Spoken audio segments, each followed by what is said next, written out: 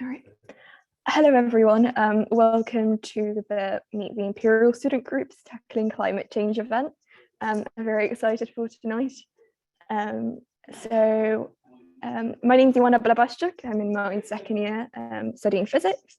I am a climate activist part-time, so I try my best to take action and combat the climate change crisis. And today we have a really exciting event where we will have different student groups at Imperial introducing themselves to you and discussing what they do to tackle climate change. Our aim for tonight is to inspire you to act by investing green or starting a sustainable startup, working on energy projects or becoming a climate activist. If you find any of these societies interesting or you feel inspired, please do join us. It's just a great opportunity to make a change and meet people who are also feeling anxious about the climate crisis. So a bit of housekeeping, all cameras have been turned off, you've all been muted. During the panel discussion, please put your questions in the chat. And if you want to tag us on social media, please do. Also, a quick reminder, this event is recorded, so do keep that in mind. I'm going to now introduce our panelists. So I'm delighted to say that today we are joined by Kevin, who's an ESG Equities Research Analyst for the Investment Society, Quaylin, who's the Chair of Climate Entrepreneurs, Yakov, who's the President of Energy Society, Amardeep and Mohid, who are the co-presidents of Friends of Medicine Sans Frontiers. And you'll also be hearing from me about the Divest Campaign towards the end. So I'd like to give it to the Investment Society to start off with their presentation. Thank you, Kevin. All right. Hi, everyone. I'm Kevin. I'm currently a fourth year civil and environmental engineering undergraduate at Imperial and also a senior analyst at Queen's Tower Fund, which is a part of Imperial Investment Society. So let me just share my screen. So can you guys see my screen? Yeah, it looks all good. Can you guys see? Okay. All right, great. So yeah, so I'll be speaking on behalf of the Investment Society, and yeah, so specifically talking about QT Capital. So QT Capital stands for Queen's Tower Capital, which is a student-run investment fund that is organized by the Investment Society. So I've been around for quite a few years, and yeah, and basically just a bit of introduction on QTC. So our fund, so we have a fund objective to outperform the benchmark S&P 500. That is our financial objective. And how we organize our team is that we have different sector teams. So we have different sector teams run by different groups of analysts that covers through sectors like IT, communications, energy, healthcare, consumer, or even beyond equities, which is like rates and stuff. So yeah, so we have like Imperial students running different sector teams and cover different sector teams. And how the process works is that, so these analysts from different sector teams, they will come to our weekly session and they will pitch their investment idea. And then there will be a vote. There will be a voting session, and if majority thinks that it's good, then it will be included in the portfolio, and there will be a team managing the portfolio as well. So yeah, so that's like a brief introduction of Queen's Tower Capital. And today I will be more specifically talking about our current holdings and sort of like the sustainability or ESG analysis of our current holding. So just a quick look into our current fund holdings. So yeah, so currently these are our holdings, which I will basically dive into deeper later. So we cover it. So in our holdings, we have a lot of big names like Amazon, BMS, Coinbase, Continental, and we also have some smaller cap stocks like Costamare, Energy Fuels, and yeah, basically we cover through different sectors and stuff. So yeah, so this is like just like a brief look of our performance. Okay, So as I said, I will be specifically talking more about the ESG analysis part of our portfolio. So for those who are not familiar with the term ESG, so ESG stands for environmental, social, and governance. So different companies, a lot of different public companies are rated according to these three metrics, and there are a lot of different data providers that basically rate these companies based on their environmental, social, and governance aspects. So yeah, and there are a lot of different ways to measure that and stuff. But MSCI ESG ratings is one of the most widely used ESG rating in the industry. So if we use MSCI ESG rating to measure our fund sustainability status, we can see that our portfolio holdings are actually sort of like above average. So most of our holdings are above at BBB level, which is like, so basically AAA is the best and CCC is the worst. And after AAA is like AAA and then BBB. So yeah, so basically on average and on aggregate, our portfolios currently have sort of like above average ESG rating. So that's a good sign for us to improve from. And yeah, so analyzing our current portfolio, we do see that there is actually also a huge discrepancy between different ESG data providers. So as I've mentioned, there are a lot of different ways to measure like your ESG score and stuff. So apart from MSCI ESG rating, we also have things like the Smp Global Esg Rank and also Sustainalytics ESG risk score. So these are the score based on percentile base. So they basically compare you with the same peer group, and then they rank according to they rank their ESG ratings according to percentile. And for both of these ratings, you get 1 being the worst and 100 being the best. But from our current analysis, we do see that there's a huge discrepancy in which that if we're using the Smp methodology to measure ESG, we actually get a pretty good score at around 69. But if you use the Sustainalytics one, we get like 22.47.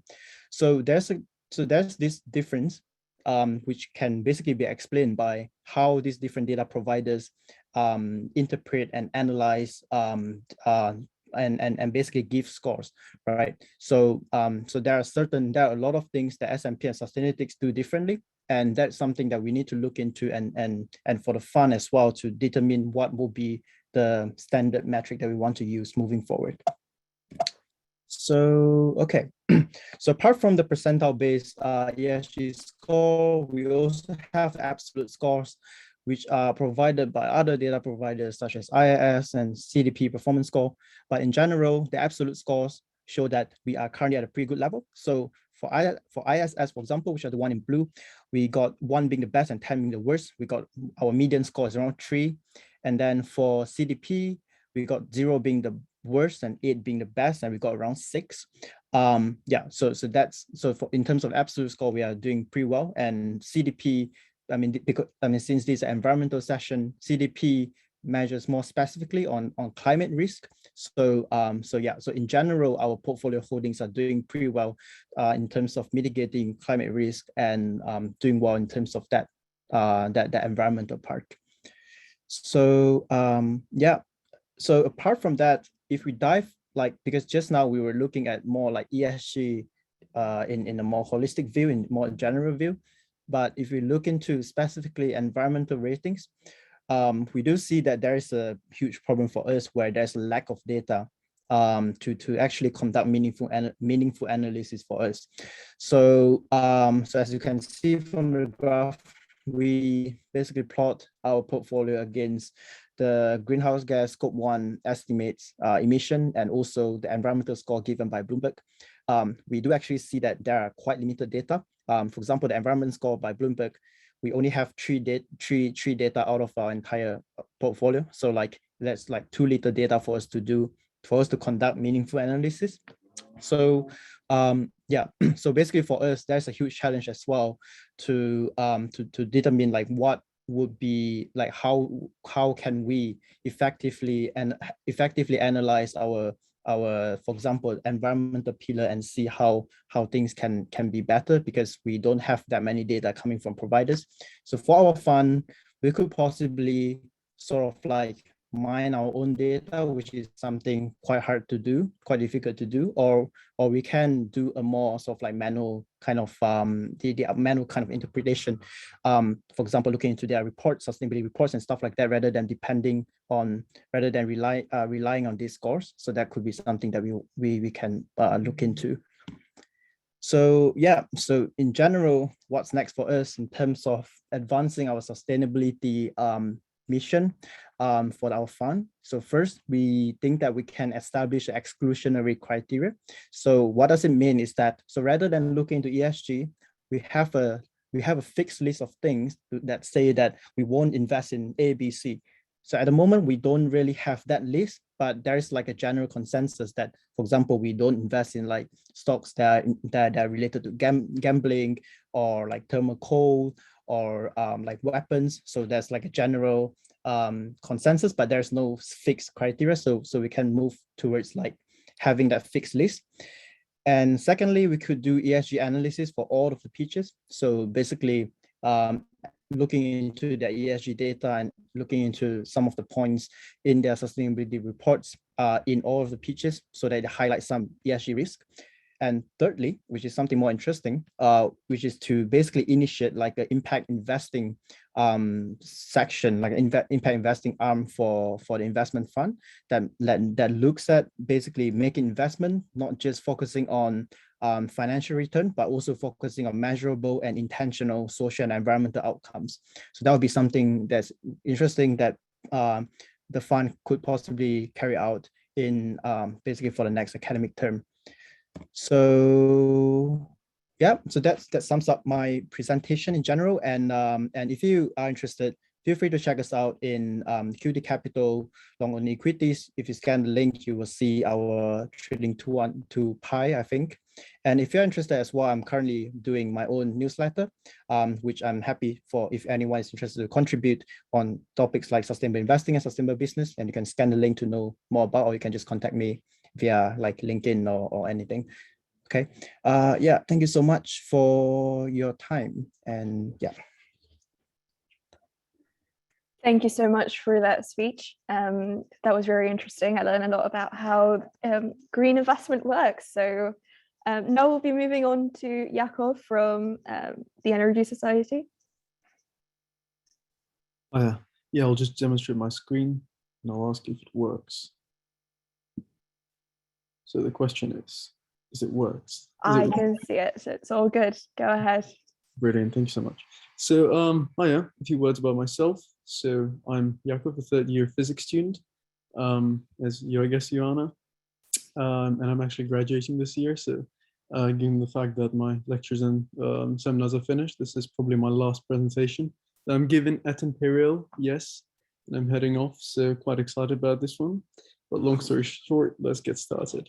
So I'll be speaking about the Energy Society, and I've spent with the Energy Society all 3 years of my undergraduate degree, and I'll tell you all about it and what we do and how we sort of make it sustainable and how we tackle climate.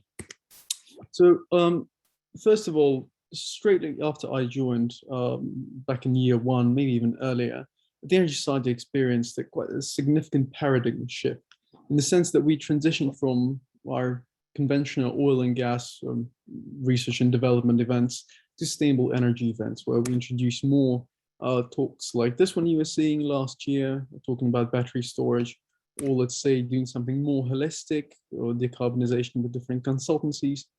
So essentially we've become a platform for energy education, innovation, and collaboration. And these three words we kind of carry along with us in our journey.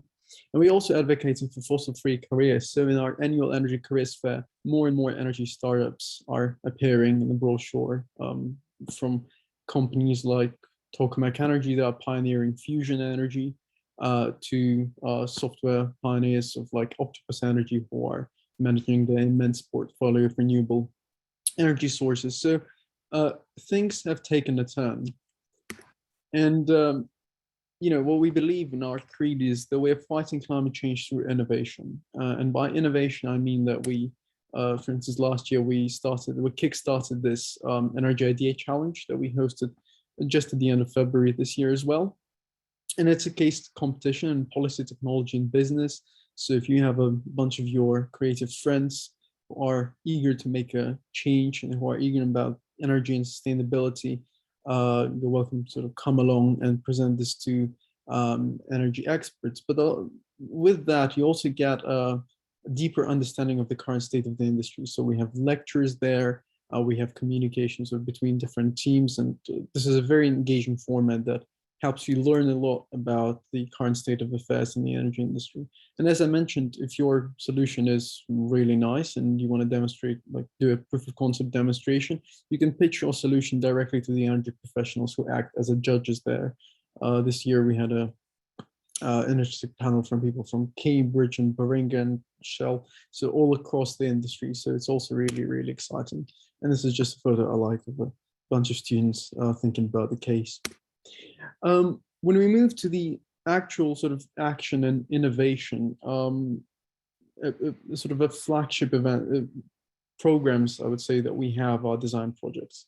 And these are design projects that are hosted in partnership with industrial companies, and they're aimed at green energy research. So I'm not speaking for something that was 5 years ago, 4 years ago. Right now, we are going fully renewable. We are investigating different approaches in the field. And these are, for instance, these 3 projects that are currently in the pipeline that are being finished this year. So for instance, we have integrated systems, just to give you a sort of an idea. We don't have much time in the description here. But for instance, inside the project on the energy systems, I don't know how many of you are familiar with the concept of hybrid parks, but where we essentially combining different renewable sources into one to complement their power load curve and sort of mitigate the volatility of intermittent renewables. We have renewable engineering. So if it's something you're more of a mechanical engineering student, you have your experience with MATLAB, AutoCAD, you want to go straight into there and explore novel technological concepts and sort of model the operations. Or, you know, if you are in the business side of things and you want to explore how the energy economics is done with the project. So for instance, this year, I myself lead a team and we're investigating the economics behind offshore hydrogen production, also in partnership with a huge energy giant. So this just demonstrates that we have a broad range of activities and people from all across Imperials are welcome to join. So we're not really, you know, as you might think, restricted to a certain discipline or module or course. So we have people from Cambridge to MBA, at Imperial, so quite a plethora of disciplines. And this will be my sort of, last slide of the presentation. I want to conclude this with a quote of my favorite philosopher, Francis Bacon, who was sort of the father of empiricism and scientific approach that you're all familiar with. And it goes as, how have scientists putting forward the right questions? And these are the kind of questions that we're trying to ask and in the society. And the new format that we've introduced this year is that we're enabling dialogue on acute climate-related topics. So for instance, the 2 debating sessions that we hosted in collaboration with Imperial Debating Society, I guess we've raised some really interesting points in there, key questions surrounding the controversial arguments in the energy industry, namely, let's say the latest one on greenwashing and should it be regulated as opposed to the free world we live in. And the one that I hosted, for instance, was on big oil and how we should approach it. Is it only a part of the problem or could it be crucial in solving it?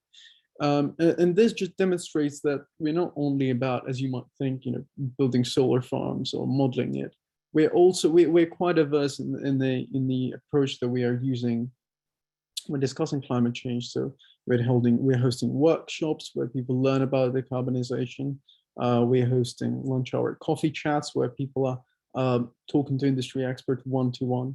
And these kind of debating sessions where it's an open environment and you can come along, ask us questions, and again, listen to some key arguments that are being used in the industry and just learn about it.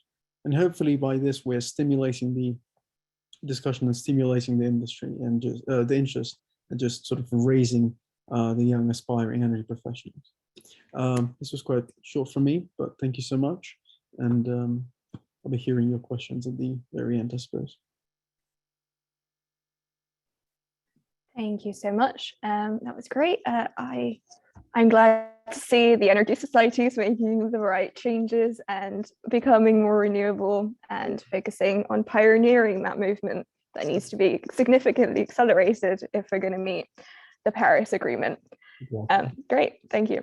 Now we're going to hear from Amardeep and Rahid, and the co-presidents of Friends of Medicines, France Frontiers, and they'll be talking about what their society does to combat climate change. Thank you. Just wait, Mohit's just going to I'm just going to share my screen. Great.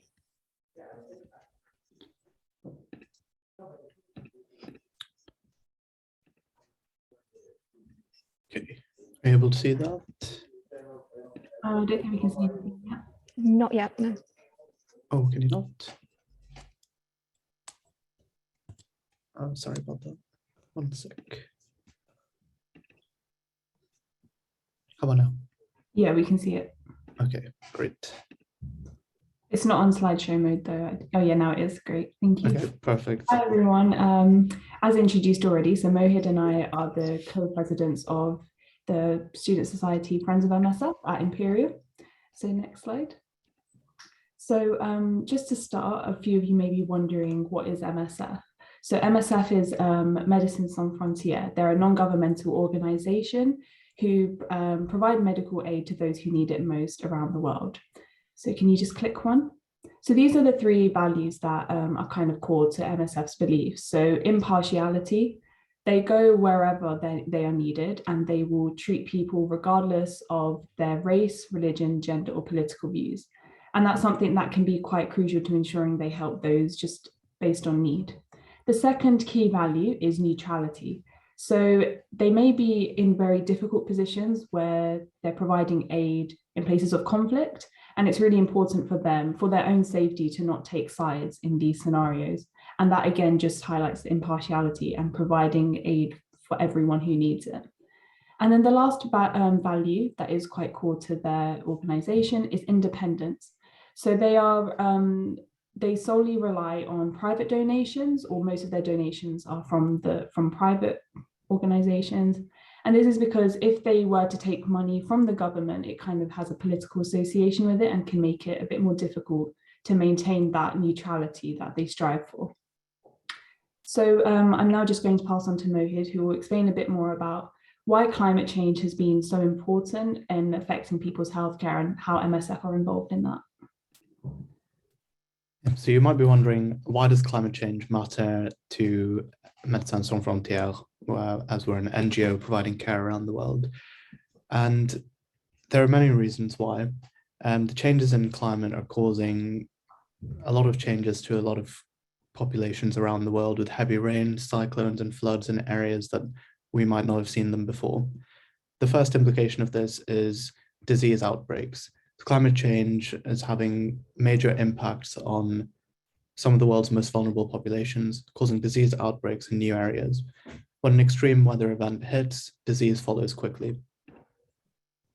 Warmer temperatures around the world and increases in unseasonal rains are contributing greatly to mosquito breeding, and as a result, mosquito-borne disease. Malaria and dengue fever cases are rising rapidly around the world. Another thing to consider is violence and conflict. Climate change can lead to conflict between existing populations due to the creation of a lack of resources, which can lead to people fighting over them. And we see this particularly in countries where there might be lack of water, lack of food, and lack of resources in general. Malnutrition is another thing, with water scarcity, drought, and food insecurity leading directly to malnutrition. It's now estimated that over 420 million people in 30 different countries are undernourished because of the impact of the climate crisis on food production. And finally, refugees and displaced people. As the impact of the climate crisis becomes more severe, the number of refugees is only expected to increase, with more and more vulnerable people being forced to flee their homes. Estimates vary wildly, but the most accepted studies predict that by 2050, at least 200 million people will be uprooted as a direct result of climate breakdown. So what is MSF doing about it? MSF have been involved directly in trying to tackle these problems associated with climate change through various means. And you can see on this slide some of the perspectives of some executive directors who work for MSF. What they're trying to do is make MSF missions more sustainable and monitoring their environmental footprint. And the main ways they're doing this is by lowering their reliance on flights by using tools like telemedicine and hiring staff locally. They also aim to reduce their reliance on shipping by focusing on sustainable and local procurement and shifting to cleaner energies and focus on projects which are sustainable. MSF have clearly stated that we need to care for our patients in a way that does not harm them or their communities tomorrow. Our health depends on our environment, and our environment's health depends on us.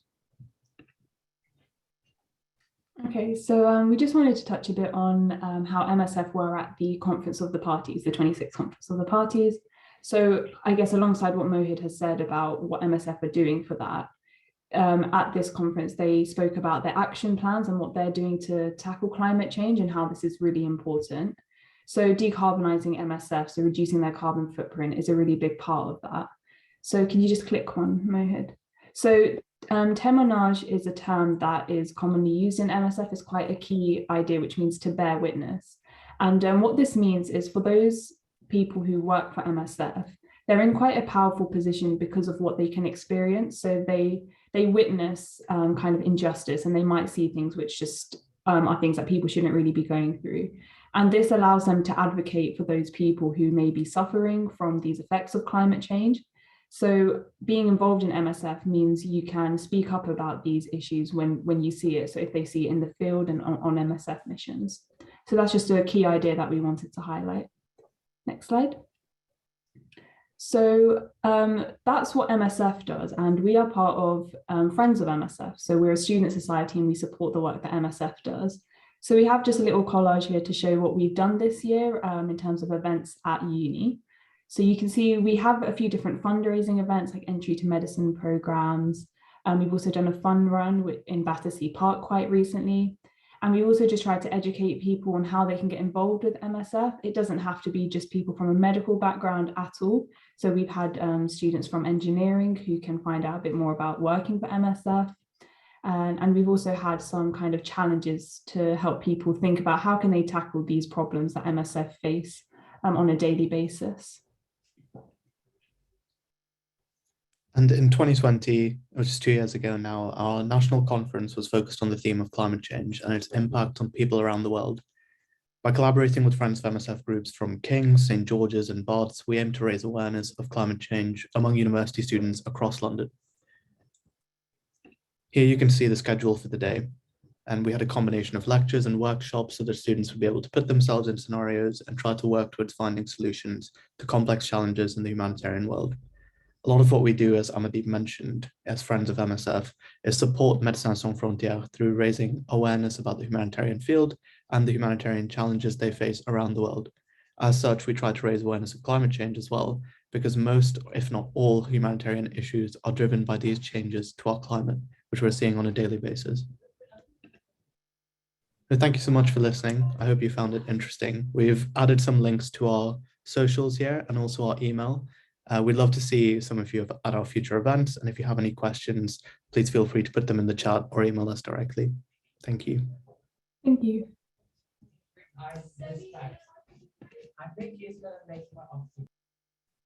That was a very emotional speech for me, just because, you know, it's those countries who cannot battle and protect themselves financially that are the ones that are suffering the most due to climate change at the moment. And it's very important to hear you guys deliver this message to the rest of us. So thank you so much. Thank you. Okay, so I am the last speaker. I will be talking about the Divest campaign and what we do. So I'll just share my screen, and if someone could please shout if you can see it, that'll be very good. Okay. Got it. Thank you so much. So I want to first start talking about Imperial's investments. So when I did a bit of research and looked at Imperial's recent and most current endowment funding holdings, and it appears that Imperial has stopped directly or indirectly funding fossil fuel companies, which is a great thing. And I was very happy to see that. but that does not mean Imperial has yet divested from funding these fossil fuel companies that are destroying our planet. They have stated very clearly in their sustainable investment policy that they will continue funding fossil fuel companies that demonstrate they're actively moving towards meeting Paris Agreement targets. So they have not fully divested. I want to just really reinforce on that. They're still willing to fund fossil fuel companies, given that they appear to be doing the right thing, which is very hard to measure. So at the Divest campaign, what we aim to do is make Imperial completely divest from fossil fuel companies and make that statement saying that they will divest and take the money that they used to invest into these companies and fund it into green renewable energy or projects. We'll also like them to divest from the tobacco and arms industries that we still continue investing in today. And the reason we want these companies to divest is because they will lose their financial viability, and therefore they will also lose their reputation. So it will impact them greatly if they no longer have this funding from us. It's not just about the money, it's not about how much we give, it's about the symbol we give as one of the best universities in science in the world, that we are still willing to fund these fossil fuel companies. It's about our academic integrity. And Imperial is one of the few universities left that has not completely stated that they are going to divest from fossil fuels. There's over 1,100 institutions that have done this, including UCL, King's, the Church of England. So what are we waiting for? Also, a big issue at Imperial is the amount of funding we get regarding our research from these fossil fuel companies, such as BP or Shell. As you can see here, this was done in 2021, and since 2017, we've received over £54 million as research funding.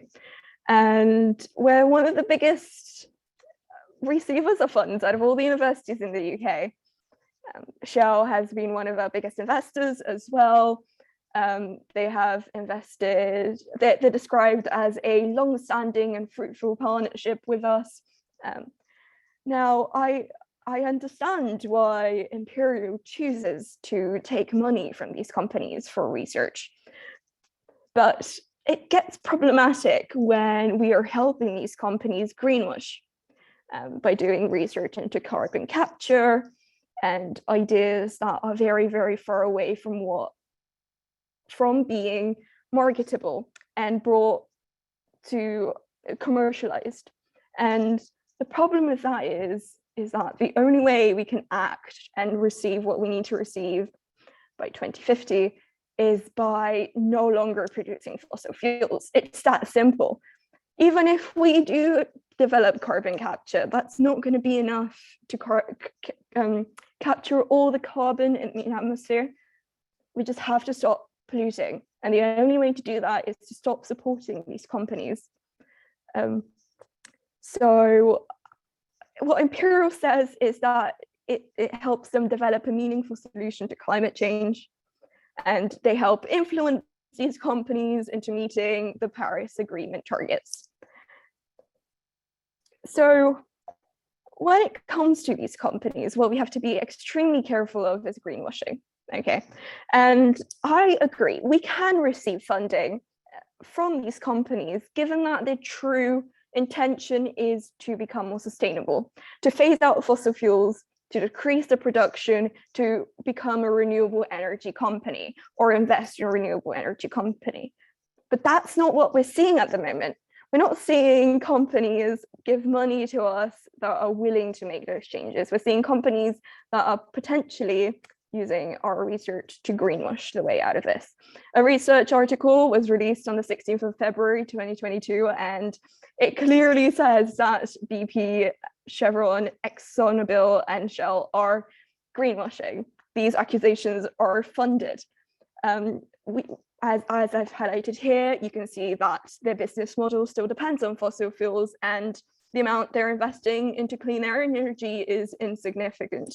If you would like to read more of this article, you have the title here, so you can give it a good old read and see how these companies continue to greenwash and destroy our planet.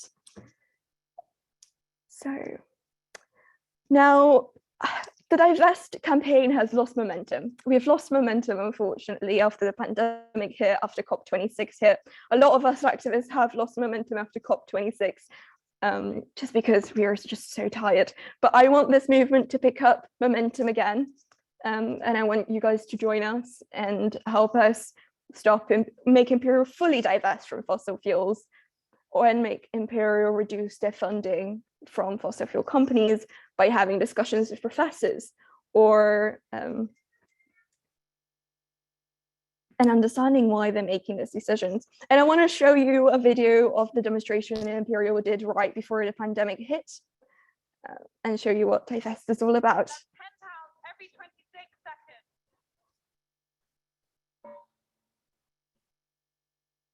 £100 every 4.5 minutes. Imperial College has consistently refused to divest from both fossil fuels and from the arms industry, and we think that is not suitable for any kind of educational institute, particularly one that claims to be world leading. £1,000 every 43 minutes.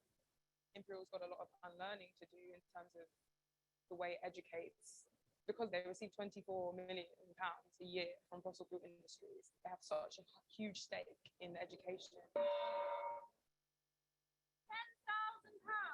every 7.2 hours. It's on the board of Chevron.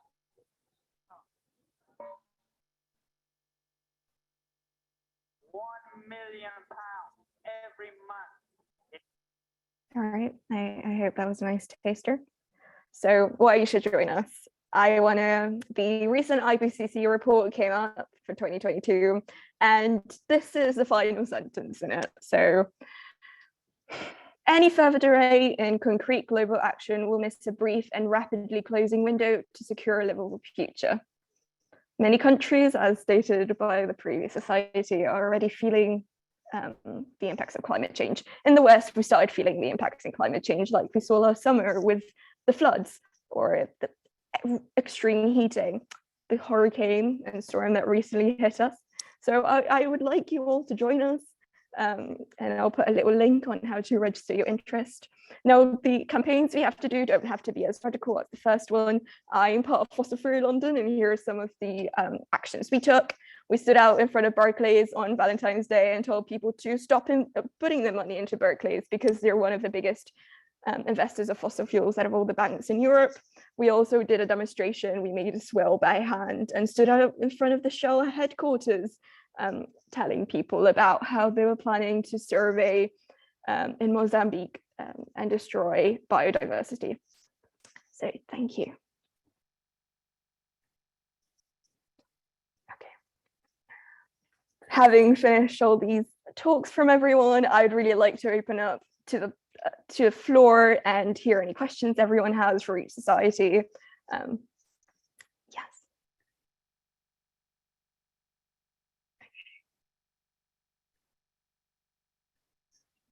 So just 1 second.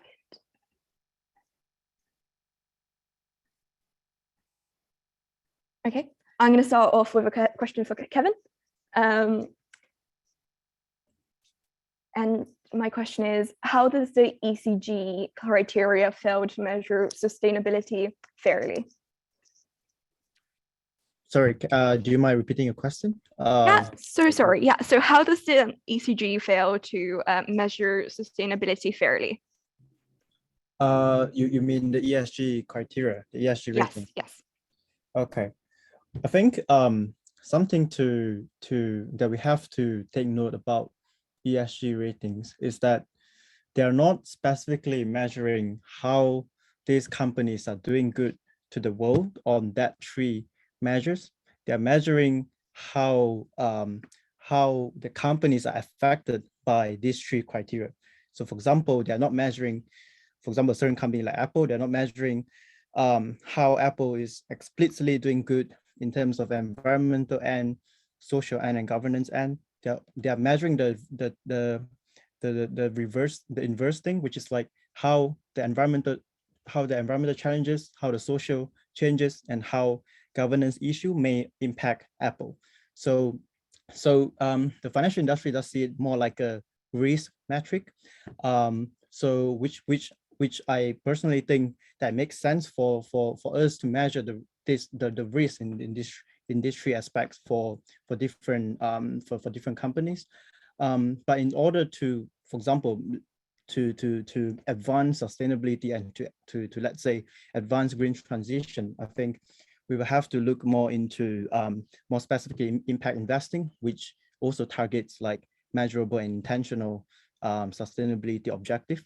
Like, for example, finding companies that are actively involving in advancing renewables, advancing green technologies.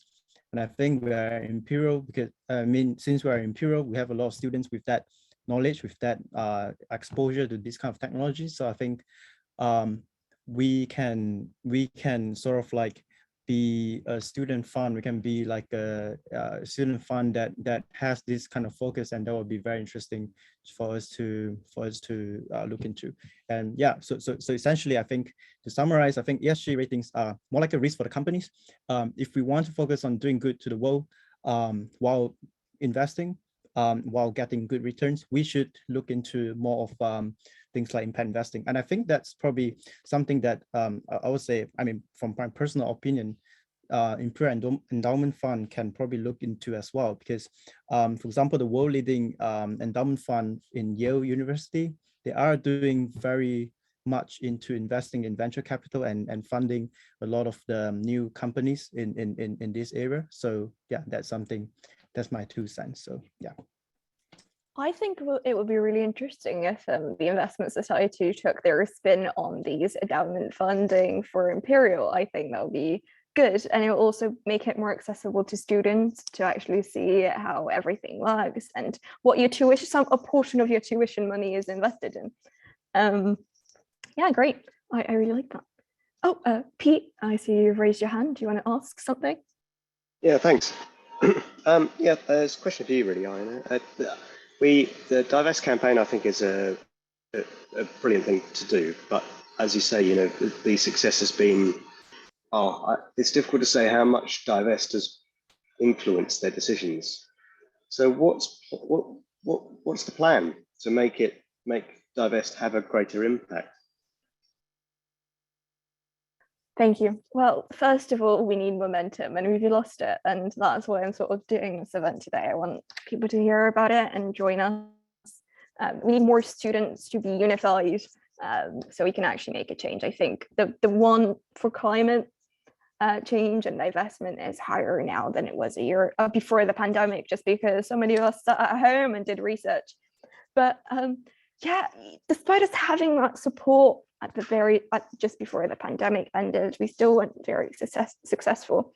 And I think the way we can make them truly listen is through a more direct and to the point campaign, by, you know, starting a social media campaign where Imperial's investment decisions and involvement with fossil fuel companies is exposed to the wider student population, because I feel a lot of us don't know about Imperial's relationship with these fossil fuel companies. But the plan still needs to be made. We don't have anything concrete yet. We're just focusing on getting more people to join us, and once we have that, we will come up with a better plan and what we can do. But thank you, Pete. All right, thanks. Cheers. Another question we got in the chat from Connor was, do the panelists think there is enough climate and sustainability education at university level? Does anyone want to start that off? I think I can take this one. Thank you. I think, Connor, that's a brilliant question. I think a lot of the universities are sort of thinking and just their head around how to implement these new sustainability related courses. I guess the question is whether it's optional or core. And I think the real impact is sort of is made when the climate or sustainability related modules are becoming core modules. So for instance, the good thing, or I guess you cannot really say the good thing, but one of the properties of climate change is that it's very comprehensive, it's very holistic, it's related to any discipline of any sort. So for instance, for physics, I'm doing physics, I could go and do atmospheric physics or climate physics as I'm doing. Someone is biology, in biology could go and do the impacts of climate, let's say on let's say diseases or and what's not. Someone who's doing economics can go and do environmental economics. The question is whether to make these core modules, so an essential and mandatory part of your degree, that by the end of it you would have some sort of familiarity with climate change, or whether we leave it optional and not really see that great of attention unless it's heavily advertised or some sort. So it's a brilliant question. I do think that the university should do more. It's just a question of making it core or optional as it is right now. But I think at this stage, there are plenty of optional modules that students can take. But Kevin, Ioana, what do you think, guys? Yeah, generally I agree with what you say. Not too much to add in general. I think it's still yeah, as you said, the schools are still, I mean, a lot of the schools are still sort of like figuring out what would be the best way to carry out these kind of modules, because yeah, it is like a it is not like sort of it's not like a specific course like like chemical engineering. It is more like a horizontal thing, right? That spans across different industry and stuff. So yeah, so I think I totally agree with what you say, and I think yeah, I think should we make it a core module? That's very interesting. I think everyone should be taught about it. Everyone should know what's going on. Everyone should understand it from a scientist perspective. So instead of a module, maybe a really short course that everyone does. Just like everyone has harassment training, we could have is a sort of climate change training, in the sense that we learn about climate change, the effects it will have long term, how much time we have left, and a sort of scientific perspective on it.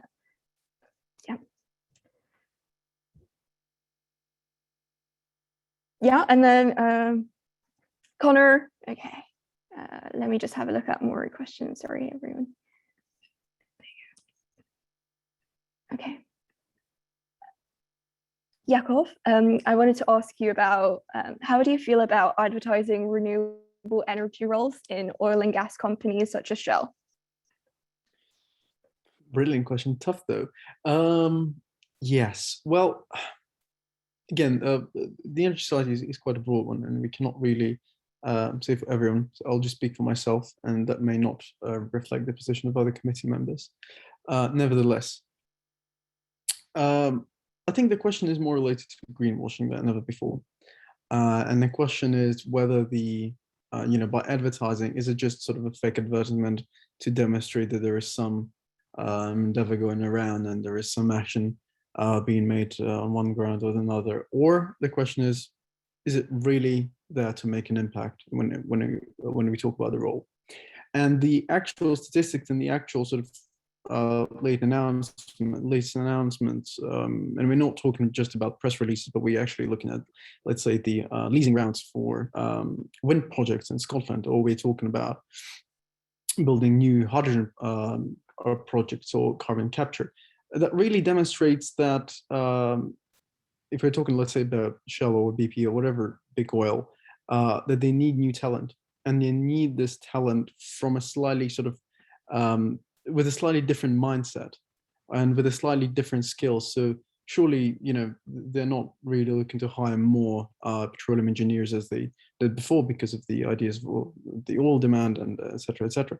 But when it comes to new energy business, I do think that, let's say, projects that we are doing, the project that I'm leading, it's actually in partnership with Shell, and we are trying to push this new agenda. We are trying to push the changes that are about to come, and we're trying to push this new mindset.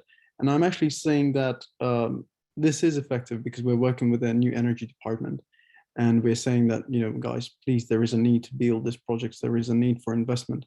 And in terms of capital and in terms of the expertise, they're the one to provide, apart from, of course, everyone else. So we're just viewing them in terms of the renewable business, in terms of the role, we're just viewing them new energy businesses specifically as just a sort of as a separate renewable energy business, but when it comes to the fossil fuels, that's something completely different. So we at least attempt to view these two things differently, because the impact is there when it comes to renewables and new projects. Thank you. Can I just add on something? So Yeah, great. I think from this, I think like just to combine the two questions that we have, I mean, together with the question about the education, sustainability education in college, I think because like companies are really actively looking for green talent at the moment. So I think if university can sort of like partnering up with these companies and sort of like provide sustainability education based on what this what these companies want from their new talent, from their green talent, I think that would be a great selling point for students as well. I mean, students will get benefited from that kind of education as well. And in that sense, you don't probably have to make it mandatory. Like if you get the industry partnership or something like that, then you can sort of like push more students towards advancing career in that area. I think that would be a win-win for everyone. So yeah, this is just my opinion. Thank you. And another question we got from Connor as well is there more that could be done to incorporate climate issues into the course that you are studying? And I guess we kind of covered that, if anyone wants to add more to that. No, I think we covered that. Yeah, we've also kind of lost participants, so Nevertheless, just an informal discussion between the three of us, I suppose. Yes, it's quite exciting though. I'm liking everyone's perspective quite a bit. But I don't know. I kind of understand what you guys are saying regarding Shell and kind of helping them reach the level they want to reach sustainability wise. But I don't know. Is that fast enough? Is that going to be fast enough? Is that going to be effective enough? Wouldn't it be better to have these students sort of be pushed towards, wouldn't it be better to have these students pushed towards greener companies who are actually not trying to switch, but are already there? They're already doing these, they're already a green company. They don't have to go from fossil fuels to renewable energies. I would like to hear your opinions on that, really. Yeah. I would sort of answer with an example. So in 2017, there was a brilliant company. Well, I think it was sort of transformed into a new one called Ørsted. And Ørsted right now is by far, I think, the largest company that does wind power. And surprisingly enough, it was an oil company, a national Danish oil company that in 2017 said, no more exploration, no more research and development. We are transitioning to wind business. And they are now, in the span of 5 years, one of the largest wind power producers. And that's because, of course, there are different strategies and different ways to approach it. But of course, as I mentioned, there is expertise and there is capital. And when it comes to green startups, yes, the momentum is huge, the steep learning curve, the new technologies, but some lack capital, some lack expertise, some lack the scale of their business, because let's say the example that you made, Shell, they can just click their fingers and boom, they are in the South Korea business building wind farms. Who would have thought? So I think that's partially the reason why people go there. And as you mentioned, I personally think that the transition is not quick enough. They need to roll out their business quicker and sooner. But I guess it's the practice of little actions for us right now. So we're doing everything we can as part of the society and as part of this campaign as well to sort of promote. But yeah, I think the question is that we still do need them. That's the answer. Okay, I agree with that. Okay, you've convinced me. But it's just about what's going to make them switch. Shell has so much support from our government at the moment. They don't pay taxes, they receive subsidies. Money is still in oil, so we're kind of depending on Shell's ethics to switch for us to reach that point. But if they do switch, and if we push them to make that change and truly make that change, that you got a really good point. That would be amazing, and we'll be able to achieve something great. So thank you. So thank you. You're making me think in a different way, and I really appreciate it. All right. So unfortunately, time is up for today's discussion. I really enjoyed it personally. And I want to thank you all for listening, and I want to thank the speakers for sharing their opinions. I also appreciate the really good questions that came through, and I apologize if we were not able to get to your question. Otherwise, that's it from us. Have a good evening, everyone, and check out the rest of the events that are part of Sustainability Week. They all look amazing, and I'm really looking forward to attending a few of them. Great. Thanks so much for inviting us, Bill. Thank you. Yeah. Thank you, Ioana, for organizing. And No thanks to worries. the community. Thank you. All right, see you guys. Bye. See ya. Bye-bye.